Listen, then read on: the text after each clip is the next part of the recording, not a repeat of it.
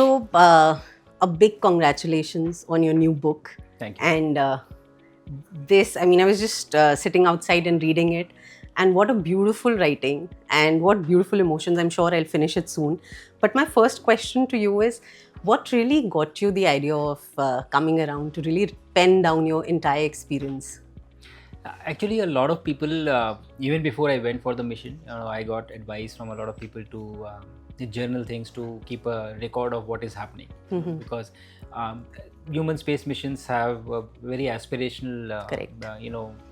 Flavor to themselves. So I was given that advice. I was following that. But the thing that got me into really writing the book was that within probably a month, when I returned to India and I was traveling all over the country to talk to kids, and I saw this kind of excitement and curiosity amongst kids, that they wanted to, they were really thrilled by this, the mission that had happened. And I realized that it is not possible for me to reach everywhere. Correct. And they need to know that everybody needs to know. So I, thought about it, and I found that this would be a good way to put down everything in some form, so that at least it is accessible to kids, and then they can have look at it and read about it. So that was the trigger event that got me started in writing this book. Tell us about your experience, when you were called for Gaganyaan. Where were you at that time when you got to know that you'll be going on this mission? And what was your first reaction to it? When I was told that I was going for this Axiom Mission 4, right? Yes. I was driving in Bangalore. I was going to pick up my family from the airport. Okay. And it was right around, and I've written about this in the book as well, this episode, and it was right around the toll plaza. Just short of toll plaza, I got a call from someone I know, and I was given this very flat tone that you will end up going for the main pilot for Axiom Mission 4. And nothing. I just crossed over the toll plaza, and there is a lay-by. I just stopped that car for a few seconds and got out of the car, and I was really happy. But I think my emotions, if you look at me, my wife generally calls me a robot, because I'm very inexpressive in emoting the feelings that I have.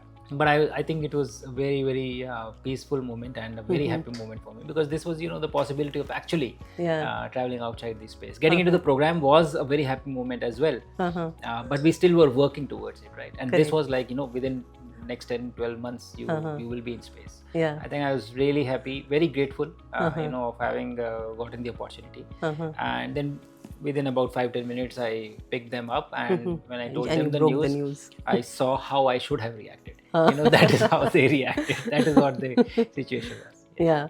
So tell me, the entire world saw that photograph that you had shared, of waving goodbye to your son and your wife. What was really running through your mind when you said that final goodbye?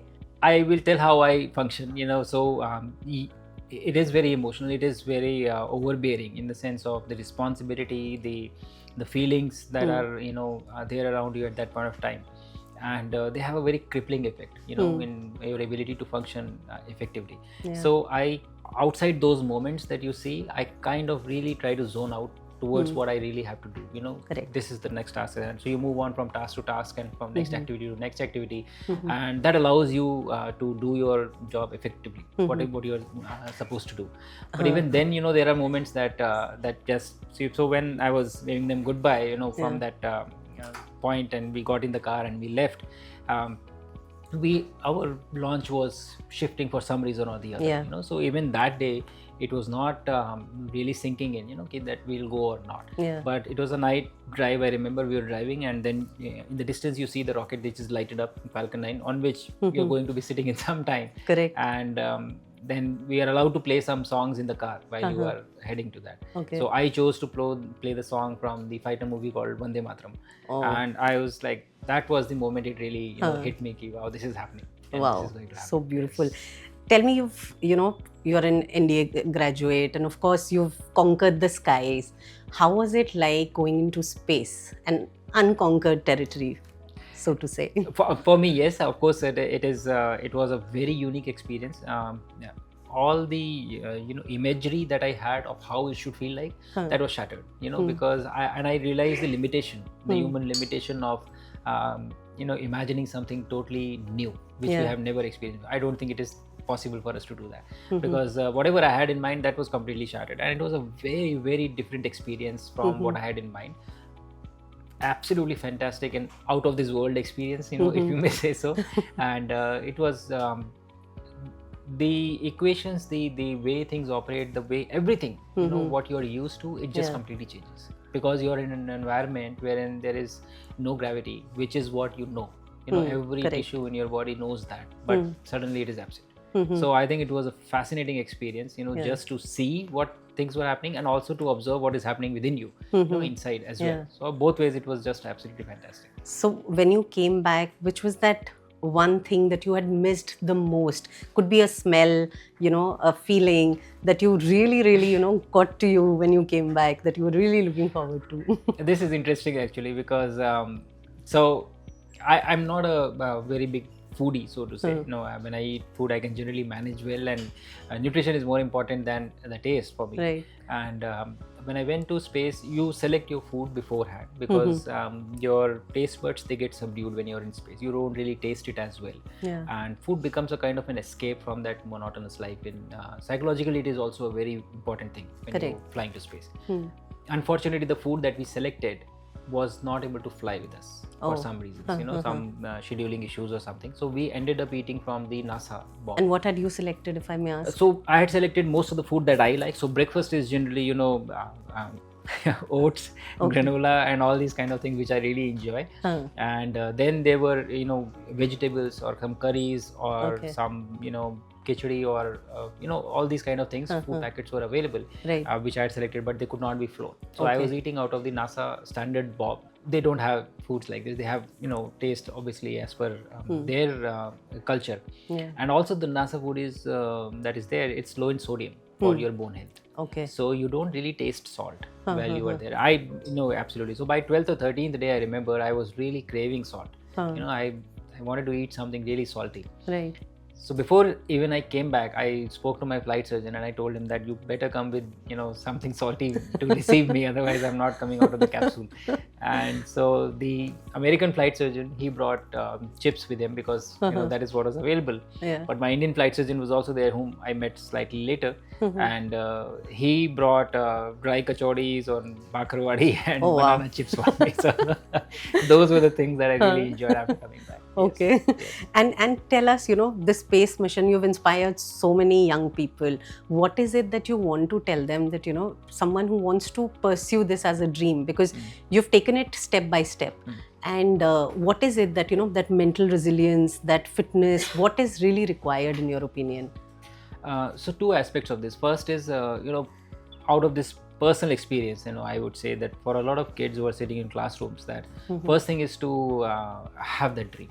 To dream that they want to go somewhere like this, they want that this is possible. That is my first attempt of doing that through this book. And the second, I would say, very specifically, spaceflight requires physical fitness, medical fitness. Obviously you have to be good with theoretical studies and a lot of other science that you're supposed to do, and even interacting with machines.